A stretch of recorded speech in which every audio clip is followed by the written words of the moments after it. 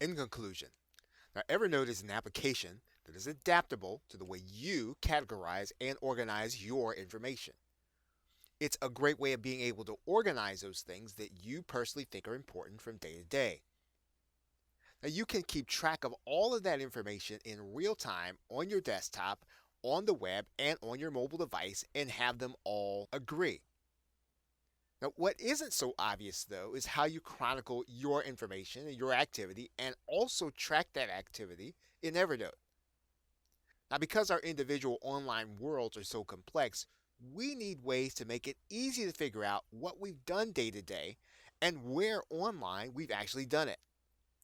And we've seen in this course that you can use automation features in Evernote to do that, and how you can do it so that you don't have to manually create an entry in Evernote. And we've seen that Evernote has its own set of direct applications. Now, we've also seen that the website Ifty has recipes that connect our activity to Evernote. And lastly, we've been able to see that the site Zapier can take our business related activity and automate posts in Evernote. Zapier even provides us a way of being able to work on a document and update it in WordPress. Now, since Evernote comes at a cost, it's a good idea to start with the most features to discern whether or not you'll actually need them.